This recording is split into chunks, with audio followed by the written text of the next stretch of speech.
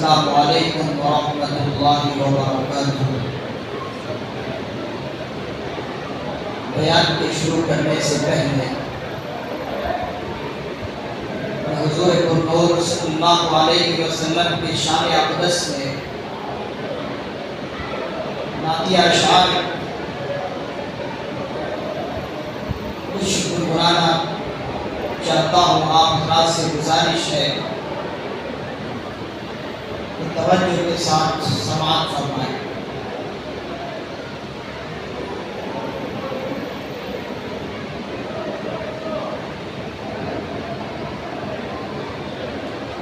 کیوں چاند میں کھوئے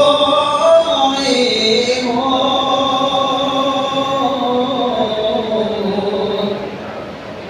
الجھے ہو ستاروں میں، کیوں چاند میں کھوئے ہو الجھے ستاروں میں، آقا کو میرے ڈھونڈو قرآنوں کے پاروں میں، آقا کو میرے ڈھونڈو قرآن کے پاروں میں، ان کے ہی پسینے کی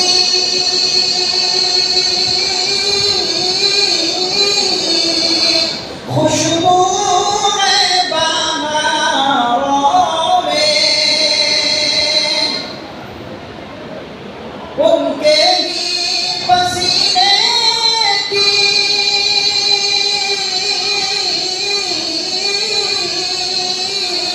خوشبو ہے بہاروں میں،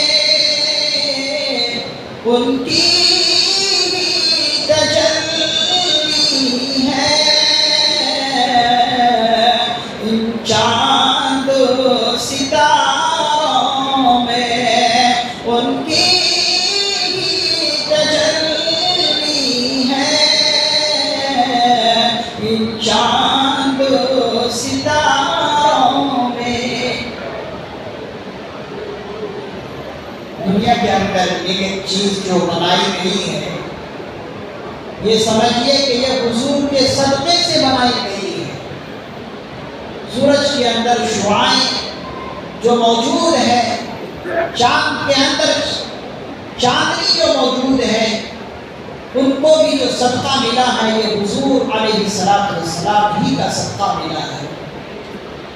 اسی کو شاعر نے ان اشعار میں ذکر فرمایا، آنکھ جو کو بتا دیں گے جنت کسے کہتے ہیں، آنکھ جو کو بتا دیں گے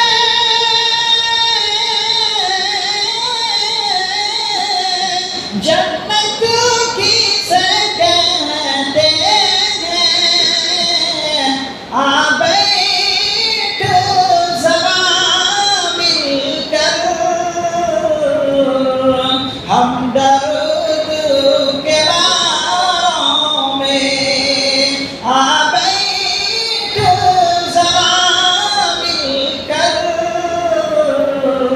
ہم درد کے باروں میں، آقا کو میرے ڈھونڈو قرآن کے پاروں میں۔ حضرات مفسرین اور محدثین نظام فرماتے ہیں کہ قرآن کریم اگر ایک طرف متن ہے تو حضور کی زندگی تفسیر ہے، قرآن کریم اگر ایک طرف متن ہے تو حضور علیہ السلام کے عمل تفصیل اور تفاصیل ہے۔ قرآن کریم اگر اجمال ہے تو نبی پاک صلی اللہ علیہ وسلم کے اخلاق اس کی تفاصیل ہے۔ اسی لیے اما عائشہ سے کسی نے جب پوچھا کہ حضور کے اخلاق ہمیں بتائیں تو اما عائشہ صدیقہ رضی اللہ عنہا نے ان سے کہا تھا کیا تم سب قرآن کریم پڑھتے نہیں ہو؟ قرآن کریم کیا ہے؟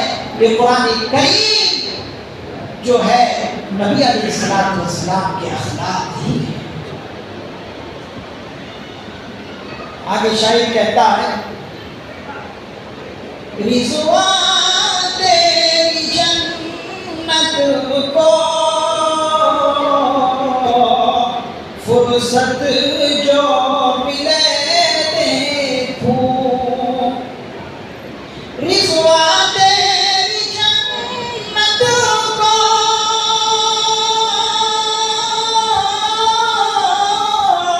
فرصت جو ملے دیکھوں،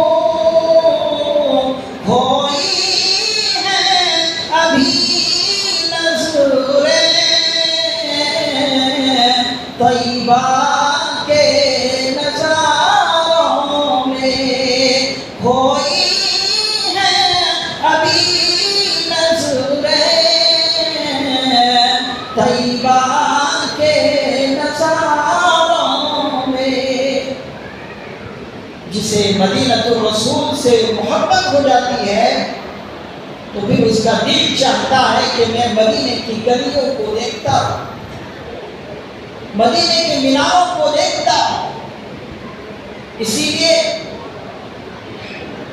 حضرت مولانا رشید احمد گنگوہی رحمت اللہ علیہ فقیہ الامت کہلاتے تھے۔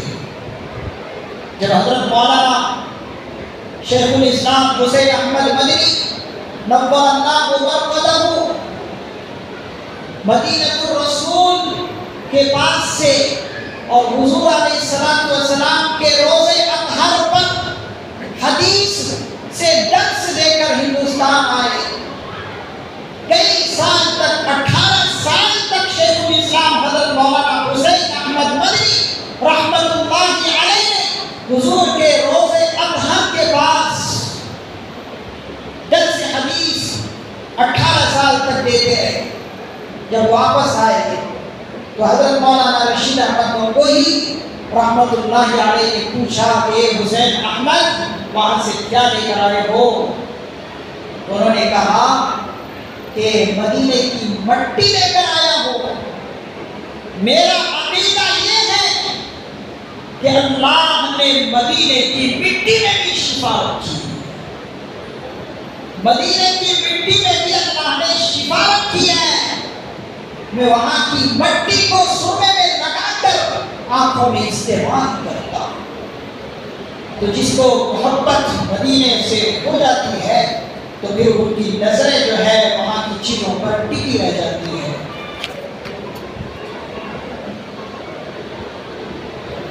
ایک کاش کبوتر ہی ہم بن کے رہے ہوتے، ایک کاش کبوتر ہی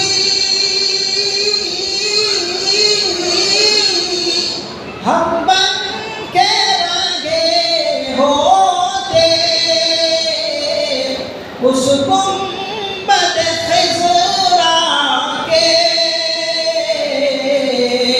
پرکیف نظاروں میں، اس گنبد خضرا کے پرکیف نظاروں میں، طیبہ کے فقیروں کی ٹھوکر میں زمانہ ہے، طیبہ کے فقیروں کی ٹھوکر میں زمانہ ہے،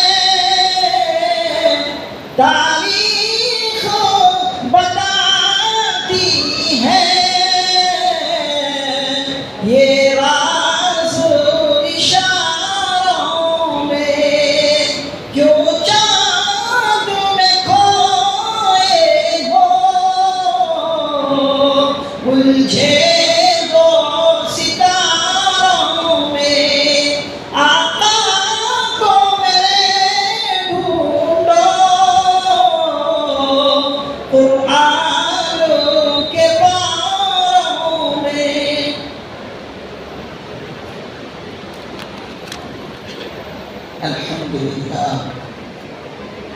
الحمد لله وكفى وسلام على عباده الذين اصطفى، أما بعد فإن خير الحديث كتاب الله، وخير الهدي هدي محمد صلى الله عليه وسلم، وشر الأمور محدثاتها، وكل محدثة بدعة، وكل بدعة ضلالة، وكل ضلالة في النار۔ فقد قال الله تبارك وتعالى في القرآن المجيد والفرقان الحميد: أعوذ بالله من الشيطان الرجيم، بسم الله الرحمن الرحيم۔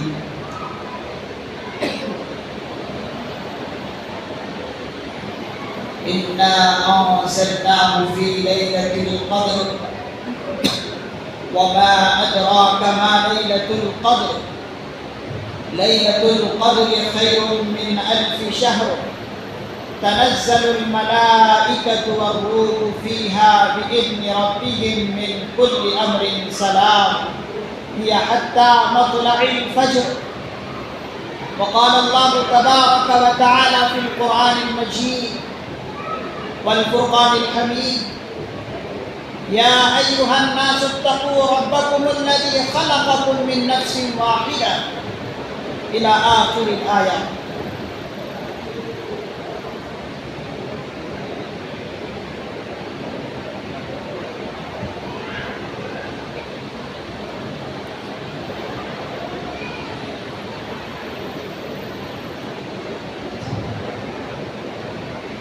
میرے نہایت واجب الاحترام، قابل صدر احترام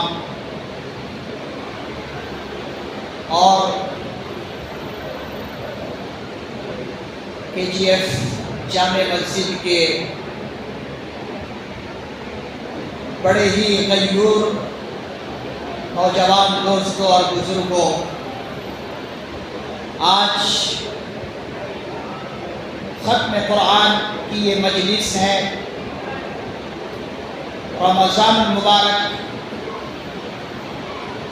کہ آج 26 کے روزہ ہے اور ختم قرآن کا موقع ہے۔ اس ختم قرآن کے موقع پر میں ختم قرآن کے عنوان ہی سے کچھ باتیں آپ حضرات کی خدمت میں پیش کروں گا، اور ساتھ ہی ساتھ لیلۃ القدر کے تعلق سے بہت ہی مختصر وقت میں روشنی ڈالوں گا۔ اللہ تعالیٰ سے دعا ہے کہ اللہ تعالیٰ مجھے بھی اور آپ تمام حضرات کو بھی کہی اور سنی ہوئی باتوں پر عمل پیرا ہونے کی توفیق نصیب فرمائے۔ بزرگان محترم،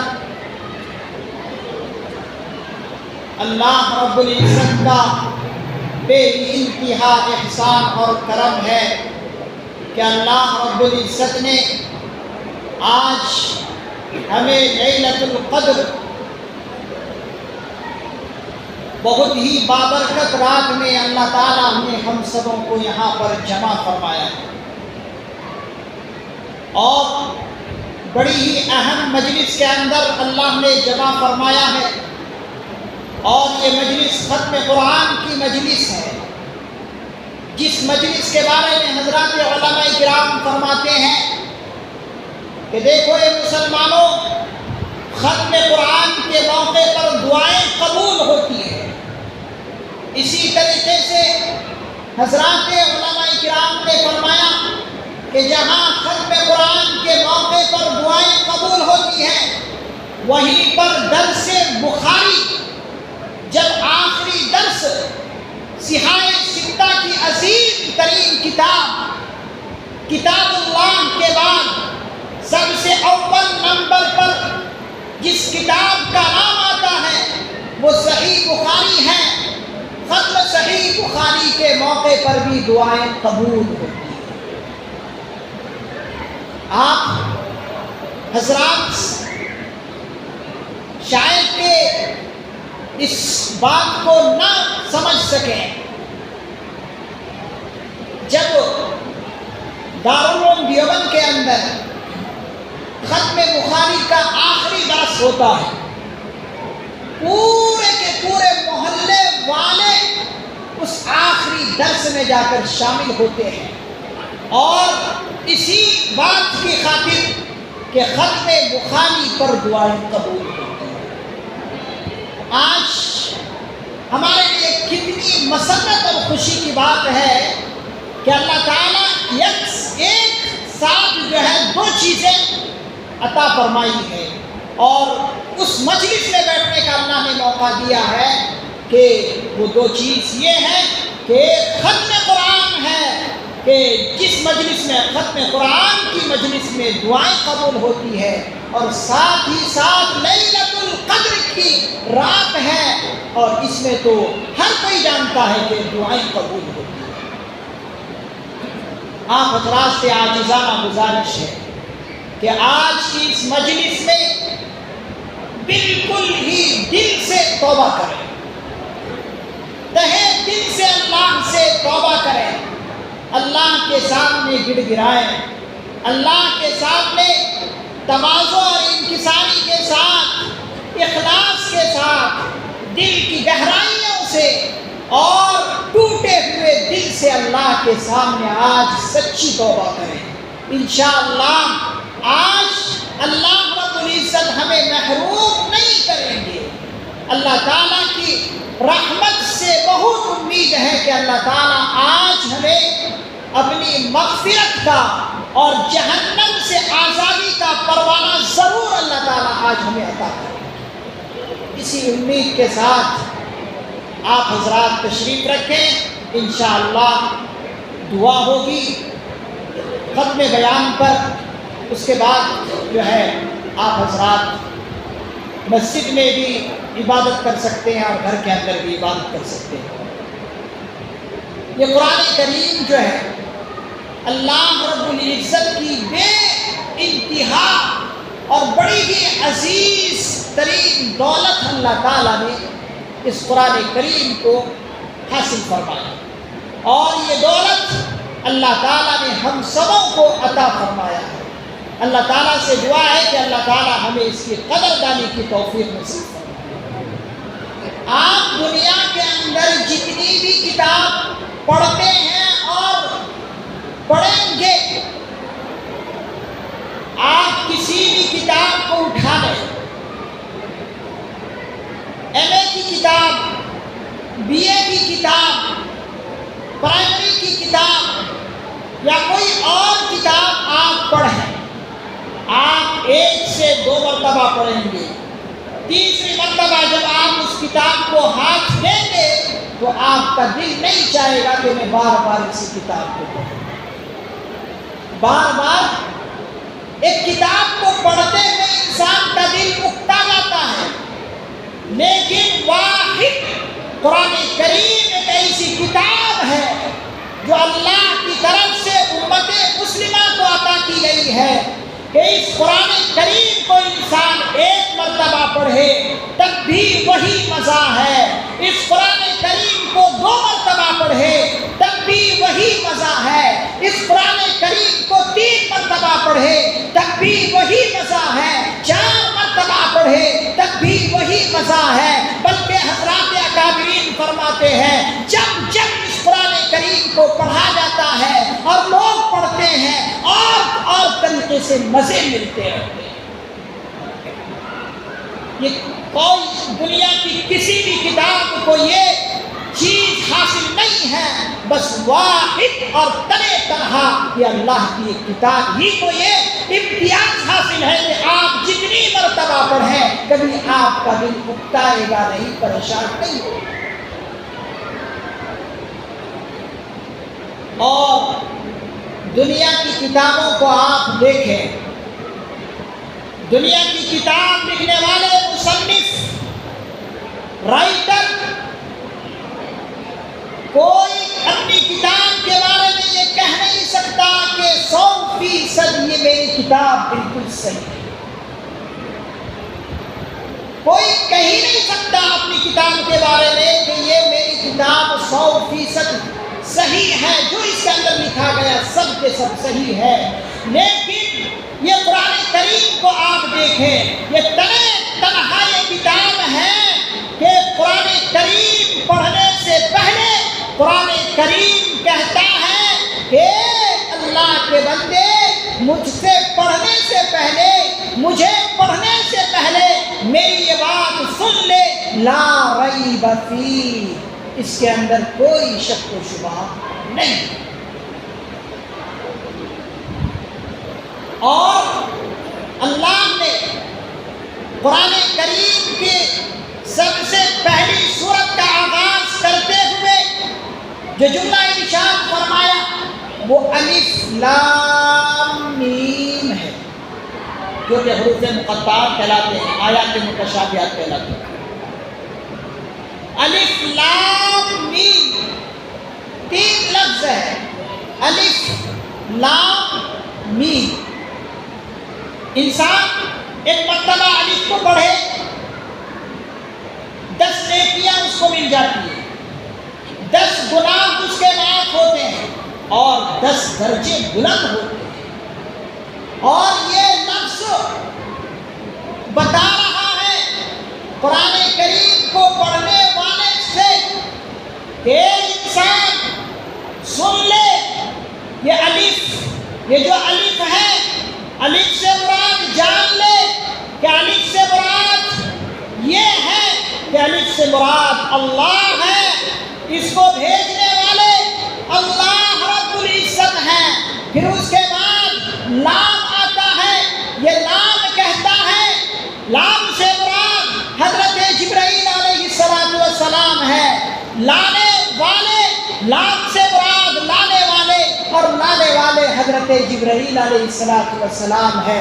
پھر اس کے بعد میم لفظ آتا ہے، یہ میم لفظ کہتا ہے، یہ میم لفظ سے مراد حضرات مفسر نظام فرماتے ہیں یہ میم سے محمد رسول اللہ صلی اللہ علیہ وسلم ہے. یہ کس پر کتاب اتاری گئی؟ یہ میم بتا رہا ہے کہ یہ محمد رسول اللہ صلی اللہ علیہ وسلم پر کتاب اتاری. نزل علی محمد، کس پر اتاری گئی کتاب؟ محمد رسول اللہ صلی اللہ علیہ وسلم پر. کون لائے ہیں؟ نزل به الروح الامین، حضرت جبرائیل علیہ السلام لے کر آئے ہیں. بڑی بابرکت کتاب ہے.